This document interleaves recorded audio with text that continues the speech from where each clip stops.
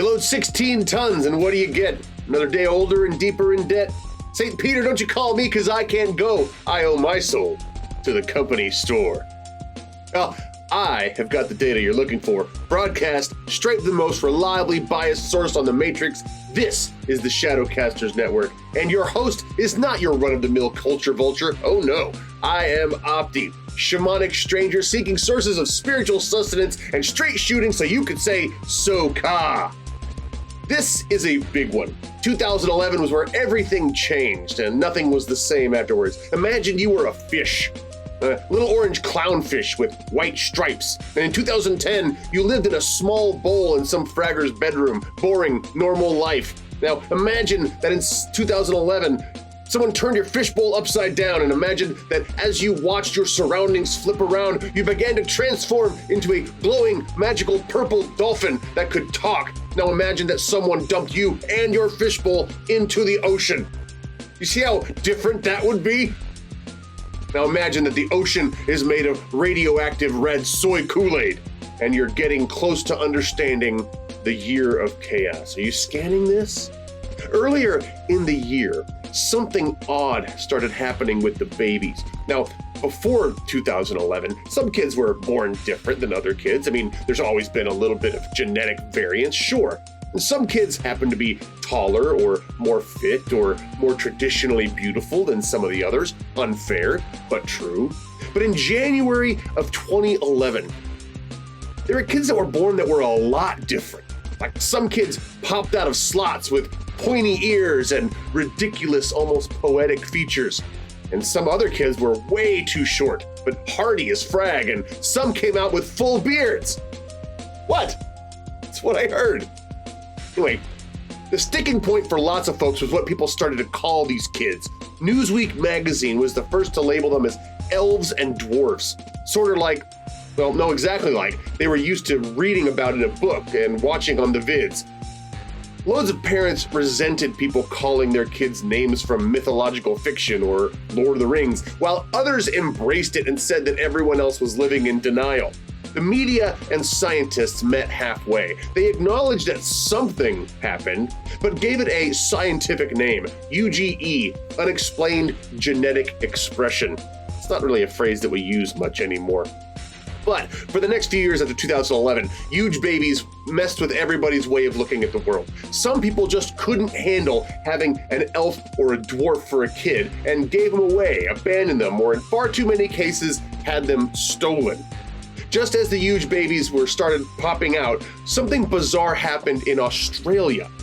Now, they had no words to describe it at the time, but what they saw was a huge storm that tore Drek up. Only the convergence of high and low pressure weather systems was only a part of it. Imagine if magic had its own weather system and then converged into a hurricane. Any normal person that might have experienced this would have thought that getting toasted on Nova Coke and sitting through a tsunami while someone shocks you over and over with a taser was close. Now, of course, what we call mana storms now are those things, but back in the day, they had no idea what those were. They were just crazy phenomenon that nobody knew what to do with. So as a result, end of the world nut jobs started coming out of the woodwork. And you know what? They might have been right. It was sort of the end of the world. They just didn't have the vision to see beyond the old world and into another one. Have you ever been in a mana storm? It's scary as Drek. And of course, some of you haven't seen the storms, in the real world, but those in Australia can frag you up. I mean, one time, me and some chummers from Elemental Hall in Chicago went down under looking for this cave full of foci that I heard about. Well, we didn't find the cave. What we did find was ourselves in the middle of a mana storm a mile wide. And I kid you not, 4 out of the 5 initiates from the ASPS pissed themselves like little babies when we started seeing missiles fall from the sky like rain, threatening to blow us all to Ghostville. But then, everywhere that the missiles landed, a blue-green bolt of mana in the form of my dead grandmother tried to run and pinch us in the you-know-what. Granny packs quite a punch for being so dead. While the psychological trauma, and the physical effects were real and lasting, the whole thing was actually an illusion. The storms created this weird stuff in our minds and shot random spells at us as long as it lasted. And a word to my fellow manipulators, don't go into the astral in a storm if you can help it. Trust me. In autumn of 2011, the columns of basalt off the coast of Ireland got bigger and stronger than they'd ever been before. In fact, the circles of stone started heaving up from all over Scotland and Ireland and Britain.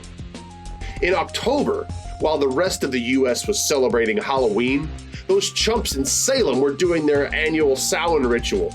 Only this time, actual ghosts showed up, in full view for everyone to see. There was this dense fog, and then a bunch of ghostly hunters charged out of the fog and started geeking all the party people. By November, the tabloid magazines had been having a field day with all the strangeness.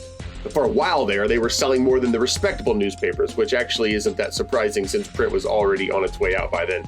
Anyway, there used to be this old picture of a Sasquatch that appeared over and over again in the tabloid papers. But in 2011, they had at least a dozen crazies who had sent in photos of Bigfoot, Sasquatch, or whatever. But Drek got real on the 18th when a group of hikers had a not-so-photogenic run-in with a tribe of honest-to-God Yeti.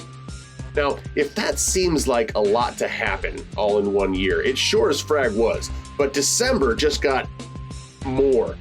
A few things happened virtually simultaneously that nearly everyone nowadays either counts as the end of the world or its new beginning.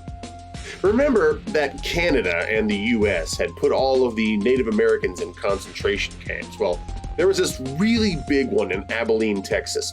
And on December 24th, Daniel Coleman, whose true name became Daniel Howling Coyote, rest his soul, he rallied the SAIM, the Sovereign American Indian Movement revolutionaries, along with the rest of the Amerindians in captivity, and walked out of the camp.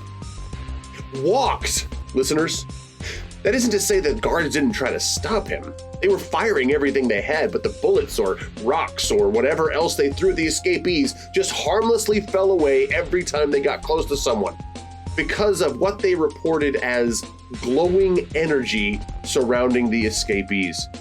They walked out of the camp and into a storm right outside the compound and just vanished, leaving no trace of what had happened. And I don't mind saying, chummers, that I wish I could have seen that. Second, there was the manned space flight to Mars that just crashed and killed everyone on board. But third, there was Ryumio.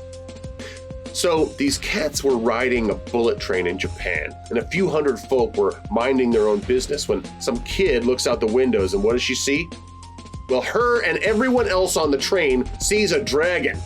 A dragon, a fragging huge red eastern dragon, goes right past the train and settles on Mount Fuji. That great dragon was Ryumio, and he was the first to awaken, but not the last. 2 days later in Wales, the great dragon Keladir makes his appearance. And we'll chat more about dragons and the way things really went haywire in the next year, on the next episode. But as for this year, you have wasted another completely good few minutes of it watching this video on the Shadowcasters network. Our magical music was written by the legend Marshall Parker and reimagined masterfully by Unaninium 88. This was the Neo-Anarchist Vidcast, and I was your host, the courageous Opti, the brave Opti, the handsome Opti, the hyperbolic Opti. Enjoy your freedom. It doesn't grow on trees, you know.